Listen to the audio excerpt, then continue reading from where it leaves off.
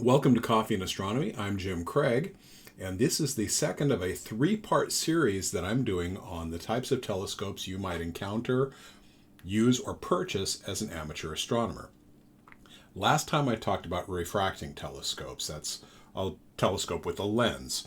And I talked about the pluses and minuses. The pluses are that you don't have to collimate it, and the minuses are chromatic aberration, which isn't such a problem these days, but it's still a problem.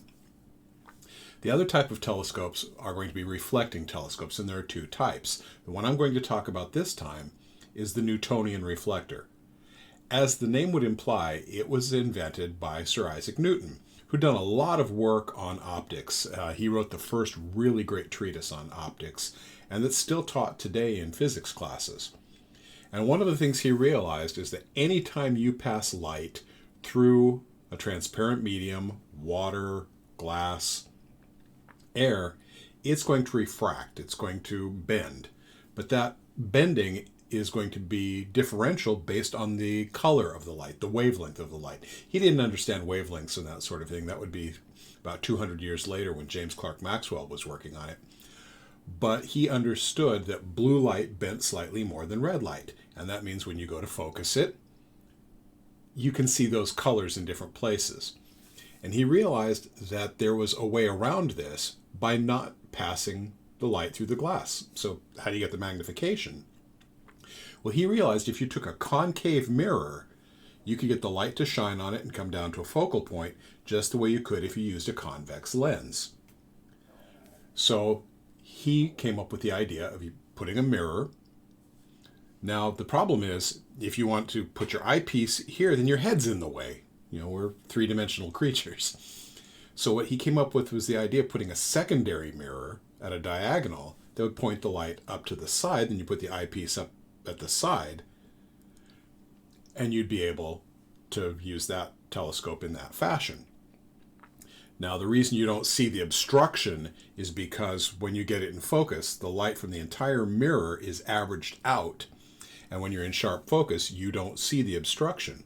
One way to know if you're out of focus on a Newtonian reflector is if you see, if every star you look at looks like a donut with a black dot in the middle of it, you're not in focus.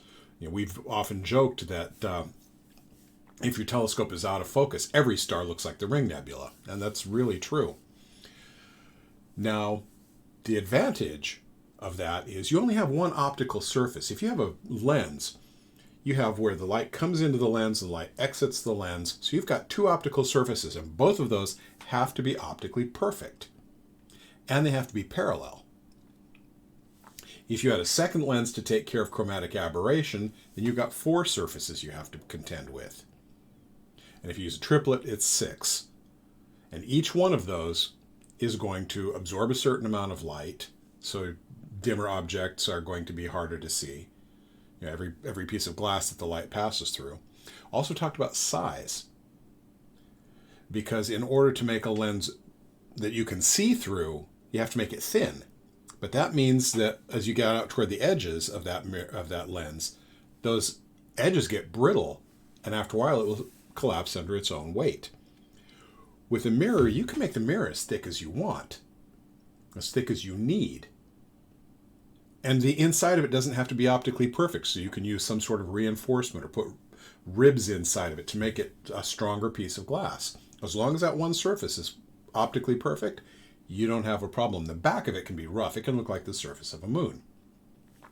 Now, the biggest reflecting telescope I've ever looked through was a 40-inch reflector set on a Dobsonian mount. I'll do another series on mounts at some point.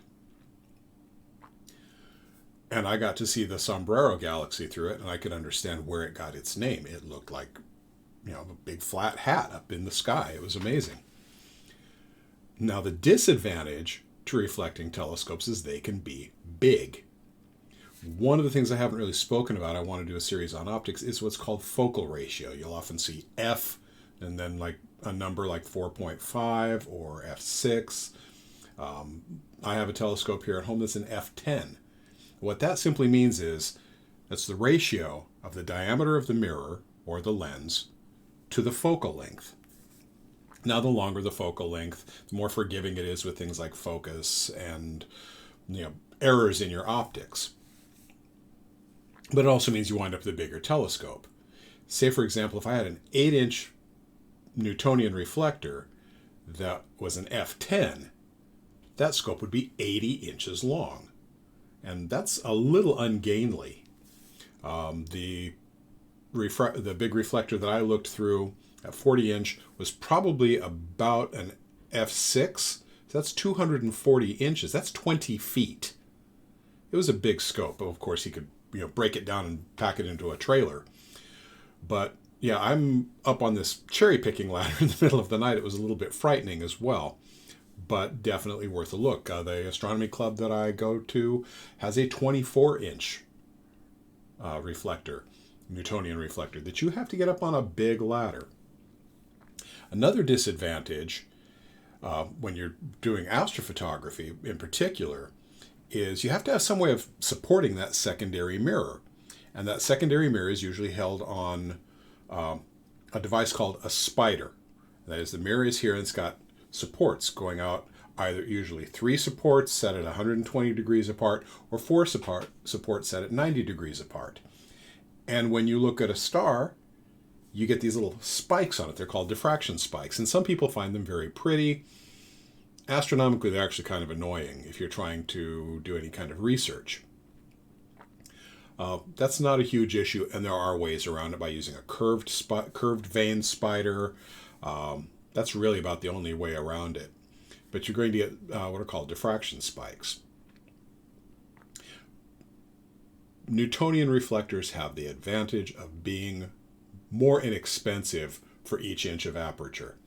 Say an 8-inch Cassegrain, Schmidt Cassegrain, of decent quality is going to cost you in excess of $1,000. You can get an 8-inch Newtonian reflector for $400 to $500 US, which is not too bad, and that's a really good scope for that much money. You can actually get them for less.